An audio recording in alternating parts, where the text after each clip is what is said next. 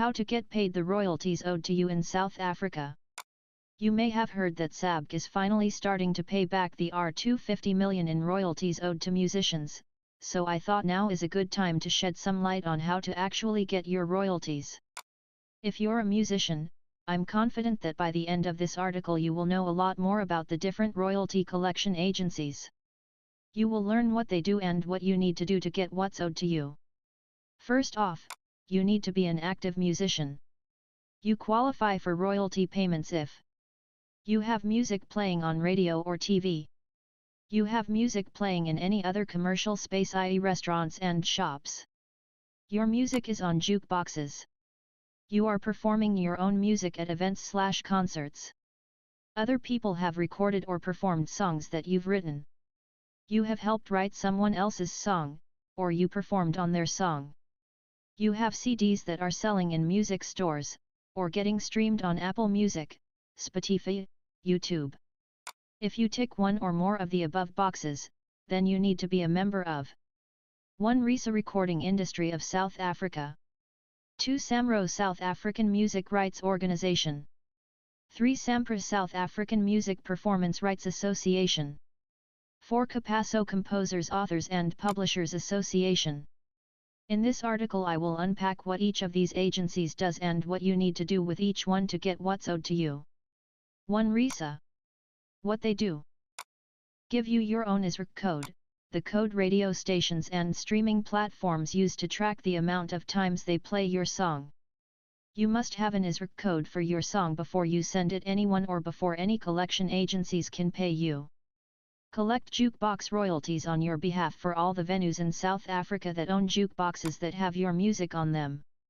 If you have music videos playing on TV stations like Trace, they will also collect your music video royalties through a diving of RISA called RAV, RISA Audio Visual. What you need to do. Register to become a member online here. RISA will send you your own code. Read the instructions on how to create your own ISRC codes. These codes are vital for royalty payments. These codes are used to track where and when your music is playing, and SAMRO, SAMPRA and CAPASO all need this code to figure out how much they owe you.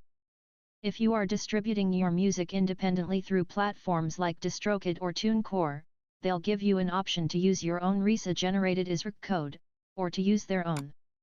You can use either or. If you're signed to a label, they should collect the royalties owed for jukeboxes and music videos on your behalf and pay you your share according to your contract. If you are not signed to a label, you need to join RAV. If you have music on jukeboxes or on TV, you need to make sure they are paying you what's owed to you. You'll need all the ISRC codes for the songs on jukeboxes as well as the ISRC codes for your music videos on TV. Go visit them in Joburg. They're right by multi-choice. Otherwise, try calling/emailing them. 2. SAMRO. What they do. SAMRO collects publishing royalties from commercial spaces that play music, and distribute those royalties to their members. Publishing royalties are paid to people who own the intellectual property to a song, i.e. people that have written the melody, lyrics, or anything else that constitutes as an original idea to a song. Important information about intellectual property. If you wrote a song that someone has made a cover of, and that cover is playing in commercial spaces, then the person who made the cover must register you as the writer. You are entitled to 100% of the publishing royalty for that cover. If you cover a song that someone else wrote, you need to credit them as the writers so SAMRO can pay them the publishing royalty. Respect others' intellectual property. If you get caught stealing other people's ideas, you will not only look like an idiot, but you can face serious penalties. The choice is yours. What you need to do. Become a member here and follow up if you don't hear back. Once you're a member, make sure SAMRO give you your login details for your online portal, where you can register your work, live performances and check when and where you're getting paid. Make sure your songs are registered before you send them off to radio stations, and notify your publisher if you have one. If there was more than one writer on the song, make sure that you have written confirmation of the splits for the song before you register it. For example, if I've made a song with my friend Matthew Gold, we need to agree on who gets what. We normally just split it 50/50ths, and then we both need to register the songs our sides with those splits.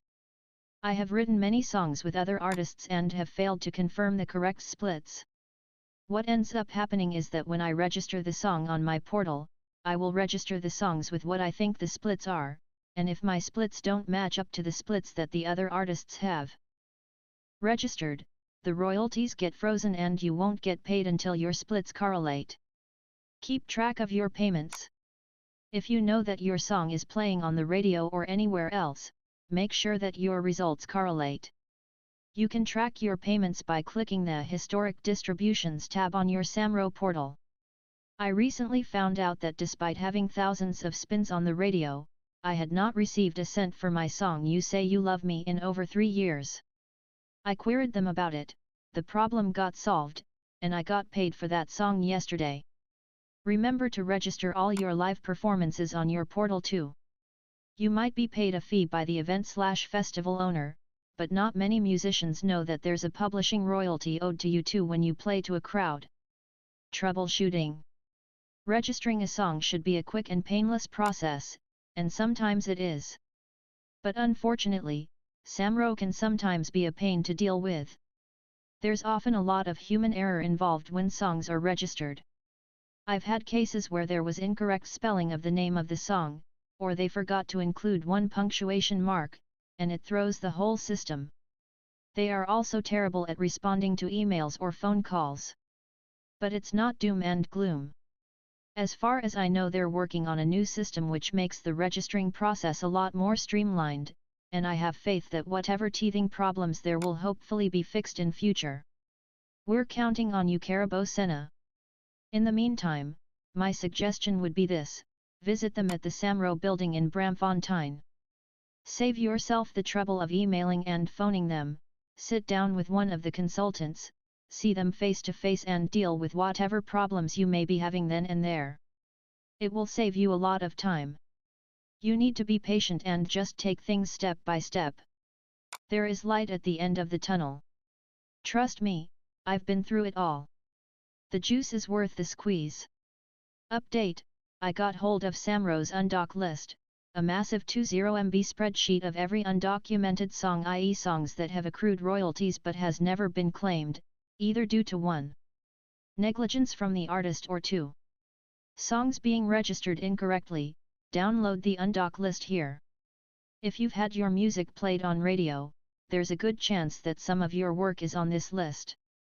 If it is, get hold of SAMPRA, give them the name of the song with the corresponding work number and get your royalties for your unclaimed works. Do you need a publisher to deal with your publishing royalties? If you're good at doing admin, and happy to negotiate potential syncs for adverts and movies, then no. If you'd prefer to have someone helping you with this kind of stuff, yes. If you're already signed with a publisher, they should be sorting out SAMPRA admin for you, and actively seeking out sync opportunities for your music. If you have a deal like mine, you'll be paying them around 1/3 of your publishing royalties in return for their service. My experience. I would be more than happy to give them that cut if I didn't have to worry about the teething problems that come with registering music with SAMPRA, but unfortunately publishers are often looking after a large catalog of music and they can't always investigate every song under a microscope, or pitch your song for every opportunity, unless it's a massive hit. As I mentioned earlier, I recently just got paid for You Say You Love Me, a song that I haven't received a cent for in over 3 years.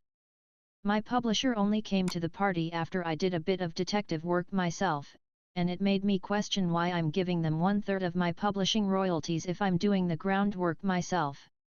In an ideal world they would have come to the party before I even suspected something wasn't right, but it just is what it is. I am in a position now where I must decide if I should either 1. stay with my publisher, 2. explore alternative publishers, or 3. self-publish. All are viable options, but at the end of the day you need to decide which will work for you. Extra information. Sign up with Radio Monitor to get comprehensive data, showing you which stations your music is playing on, and how many plays your songs are getting. The person in charge of Radio Monitor South Africa is Jared Astenasenheim, and you can mail him at jared@radiomonitor.com to sign up. This data is helpful if you think your royalty payments don't match the amount you're getting, i.e. if SAMPRA's only paying you R10 for a song but it's got 1000 plays on radio, you'll have evidence to show them that something's not adding up and they will do a recalculation. Example of Radio Monitor report. Update: in February 2020, SAMPRA have recently paid out their members for the last radio distribution, July 2018 – June 2019. Since writing this article, I have created another separate article entitled 5 Steps to Making Sure You Get Paid Your SAMPRA Royalties, which goes more into depth about the steps you can take using Radio Monitor alongside your SAMPRA reports to track exactly what you're owed. If you had music active during July 2018 – June 2019, now is an especially good time to read this. 3. SAMPRA. What they do. SAMPRA collects needle time from radio stations and retail spaces that play music, and distribute those royalties to their members. Needle time royalties are paid to people who performed on the studio recorded version of a song, aka the master. Performers only receive 50% of the needle time income. That 50% is split according to rules as to whether they are featured, other featured, or non-featured. Performers include featured performers, other featured performers. Matthew Gold would be the other featured performer on a track like The Kiffness Too Blessed to Be Stressed Foot Matthew Gold, and the non-featured performers, i.e. the session musicians, drummers, bassists, backing vocalists, triangle players, and anyone in between. If you wrote a song and you performed on it, then you are entitled to both a publishing royalty from SAMPRA as well as a needle time royalty from SAMPRA. If you covered someone else's song, then you are entitled to the needle time royalty, for performing it, but not the publishing, because it wasn't your idea first. What you need to do. You can try your luck with signing up to become a member here, but I can tell you that after many emails and calls to SAMPRA over a 1-year span, I had no luck with online applications or phone calls. I only became a maid when I went to go see them at the SAMPRA building in Braamfontein. Once I was there, the process of making me a member took no longer than 5 minutes. See more on this here. Once a member, I've actually enjoyed working with SAMPRA. They seem to be good at payments once they have you on their system and them all the info they need. If your music is signed to a label like Sony or Universal, there's a good chance that your music is already on their system and has accrued royalties, provided your music has been active on private radio stations or any retail space. It's just a matter of making sure they have all your details so they can pay you what's owed. If you're not with a label, you need to register your songs with them. You can try your luck here. There's a good chance your online notifications will be ignored, so best bet is to just go see them in person. When you go to see them, take ID, your catalog, preferably on a CD with the sleeve info which shows that you are a performer on the songs, ISRC codes and any other info which you think might be useful to them, and they should be able to help you out. Troubleshooting.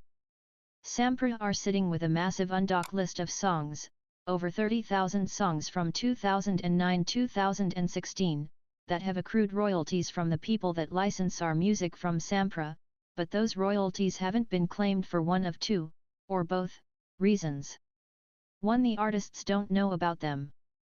2. There's been broken telephone and the artist name or song title has been reported incorrectly, and then it can't be sent to the artists. Here you can see some of my songs on the undock list. Where Are You Going? Landed up on the undock list because on my album the song doesn't have a question mark at the end, but the reported version it does. Because of that one error, I couldn't get paid. The other songs also ended up in undock because of they, SA, at the end of the featured artist's name. According to SAMPRA, sometimes radio stations report the songs with SA, to keep track of the local songs they're playing, but it messes up the whole payment system.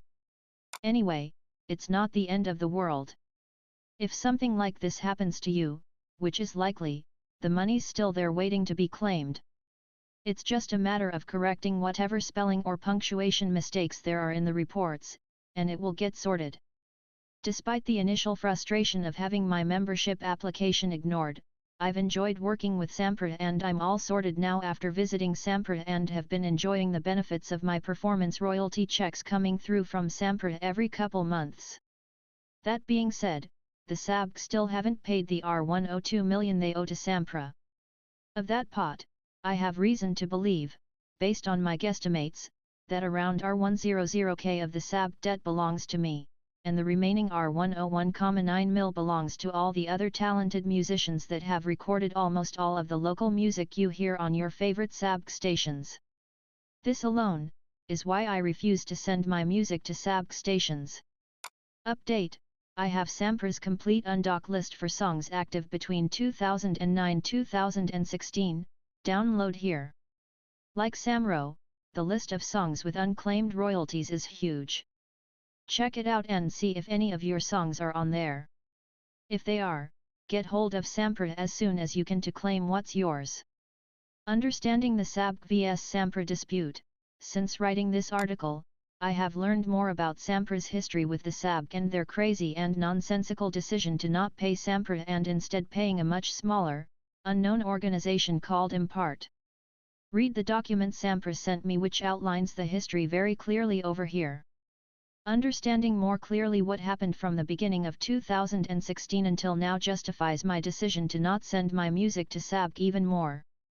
For Capasso. What they do. Capasso collects mechanical royalties from CD sales and streams, and distributes those royalties to their members. Mechanical royalties are paid to the writers and the publishers of a song. If you wrote or co-wrote on a song and that song ends up on an album, compilation CD, like now, and gets streamed on Apple and Spotify, then you are owed a mechanical royalty from Capasso. Capasso does not pay performers, only composers and publishers. What you need to do. If you have a publishing deal, your publisher should be collecting your Capasso royalties on your behalf and paying you around 2/3 of the mechanical royalties accrued from the collection, depending on your contract. If you don't have a publisher, you need to become a member of Capasso and you can become your own publisher. You can try your luck here. My experience of working with Capasso has been a bit of a LOL. Capasso requires a joining fee of R100, which I paid.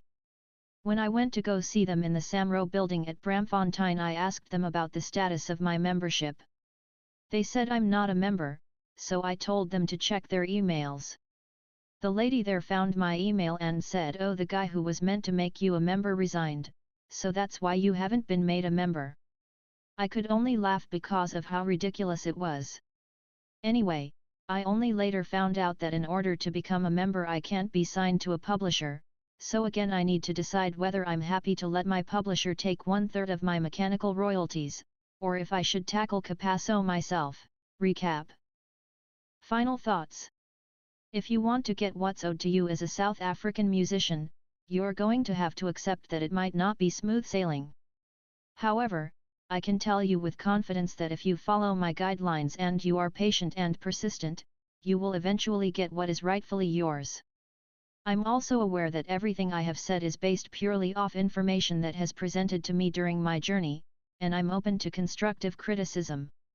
If there are any peers or people in the music industry who pick up incoherencies in anything I have said, please feel free to email me at thekifness@gmail.com, or even just drop me a DM on any one of my social platforms at thekifness and I will happily update the article so that it can be as accurate as possible and be as helpful to musicians as possible. I need more information. If anyone has any information about the needle time and publishing royalty rate per spin on various radio stations, please let me know. It's amazing that we have access to the data via Radio Monitor, but it seems crazy that we don't have access to the information which tells us how much we should be getting paid for each spin. If we had access to that information, it would mean we could hold our royalty collection agencies accountable for the amounts we're getting paid. To the best of my knowledge, on average we should be getting our 100/spin on stations like 5FM or 947, but I simply don't have enough information to verify that. Any information regarding this would be greatly appreciated, thekifness@gmail.com. Update: I have figured out an easy way to find out how much you should be getting per spin. In 2013, I got paid R10K for my first radio single Fuetsek, and it played exclusively on 5FM. On your SAMPRA report it will tell you how many times it played and on what station under usage. Over here we can see that it played 113 times in total. Row W, the descriptive name for the fiscal operation code, will show you how much money the song generated. We can see that it made R10268.70. So from that we can deduce that Fuetsek got RR90 per spin. R10268/113. The last row shows you what you made after your percentage split. Knowing that Fuetsek should be getting R90 per spin, I can then go to my radio monitor reports to double check that it has indeed played 113 times. In my most recent report, SAMPRA said that my one single Lose You only played 14 times. When I check my radio monitor report, I noticed that it played 1,370 times. When I told SAMPRA, they claimed that they accidentally paid the wrong David Scott and are in the process of paying me over R30K for that song, opposed to the R400 they originally paid me.